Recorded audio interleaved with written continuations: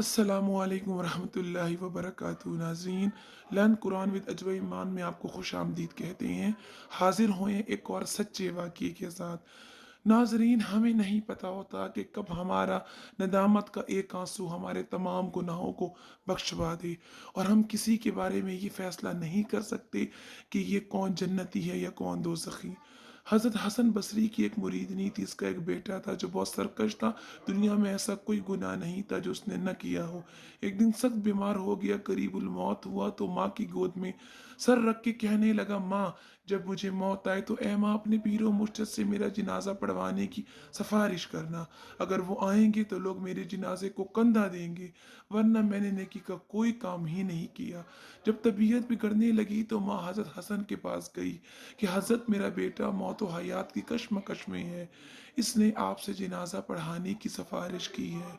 हज़रत ने कहा कि मोहतरमा, आपके बेटे को मैंने कभी सजदा करते देखा नहीं, मैं कैसे जनाजा पढ़ाऊं।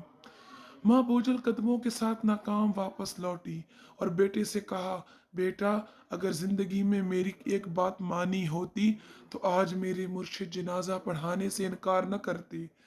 बेटा हसरत भरी आंखों से माँ की बेचैनी को देखता रहा, रोने लगा।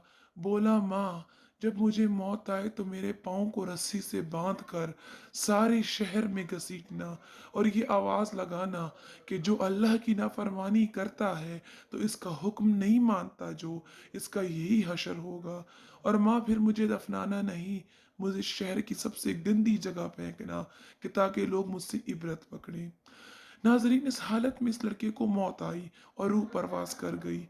वफात के चंद लम्हों के बाद दरवाजे पर दस्तक हुई। माँ ने दरवाज़ा खोला तो देखा हजरत हसन खड़े थे। कहने लगे, मैं जनाजा पढ़ाने आया हूँ। माँ बोली, हजरत, मेरा बेटा फौत हो गया, ये सिर्फ मैं और अल्लाह जानता है, आपको कैसे पता। हजरत फरमाने लगी, जब आप वापस आई तो मैं कैलूला कर रहा था, मेरी आंख लगी और नींद में आवाज़ आई कि आपने अल्लाह के एक दोस्त का जनाजा पढ़ाने से इनकार कैसे किया। अल्लाह अकबर।